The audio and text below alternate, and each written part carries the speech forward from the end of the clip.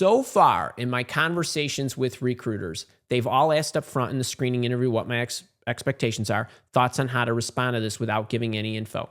Sarah, if you rewind the clock and the tape, you want to give them this script, and I answered this in the presentation.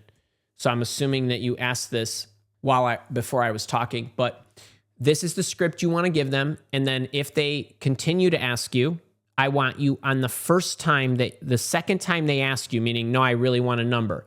You say, no, I really mean that, right? No, that's really true. If they say, no, time number 3, they asked, I really need a number.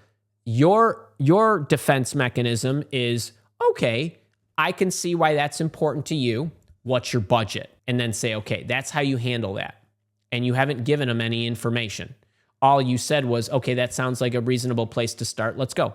A. Marie, I find some HR leads get tense when asked about the budget amount, and one told me that is not how they work. This was the screen. How to go beyond this.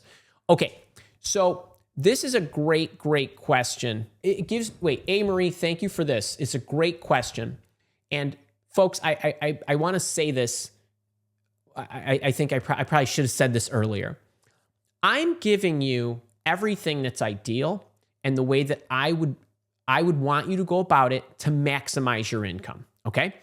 Now, money's not the be-all, end-all, and I know that everybody has a little bit of a different situation, right? Somebody might be a single mom with a bunch of kids and can't afford to be out of work and needs to take the job. Others have dual income. They can go a long time. And your personal situation is the primary driver of everything that you're going to do, because how I might operate might not be how you need to operate in your particular situation. Okay.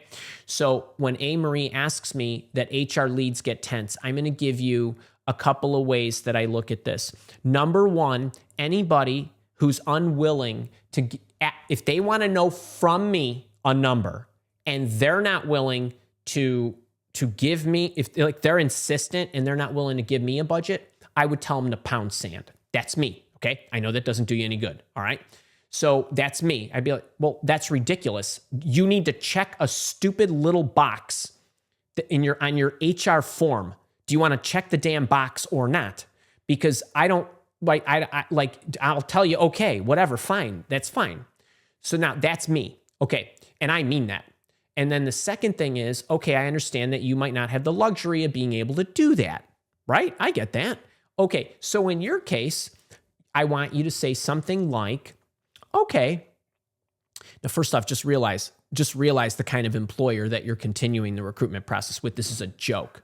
So, but if you want to keep going, then I want you to say is, okay, well, honestly, in my last 3 years or my last year or my last job or my last whatever, my compensation was approximately $100,000 for doing the same work.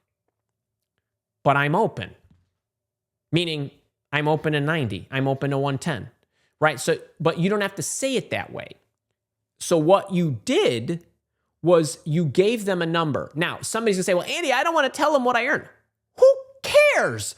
Your negotiation power does not come from what you earn. Your negotiation power comes from here and how you prove yourself. And remember, they're asking you for an expected salary, but you didn't give them an expected salary. You gave them a number of what you were used to earning. Or you could say, well, my expected salary is $100,000. But then they could say, well, we can't meet that. But if you say, well, I'm used to earning $100,000, but I'm open, and they say, oh, well, that's a little higher than we can go, then you can say, oh, well, I'm open. But if you say my expected salary is $100,000, and they say, well, we can only go to 90, and then you say, well, okay, that's fine too, you sound wishy-washy. Do you get what I'm saying? There's so many tricks that I could teach you and ways to fumble. I want you to be really, really careful, which is why I really, really want to preach that you really, really say nothing. Get it? Get it? Get it? Who loves my Volt? My Volt. I wore this because it was the closest thing I had to money color. And I put this on because it makes me happy.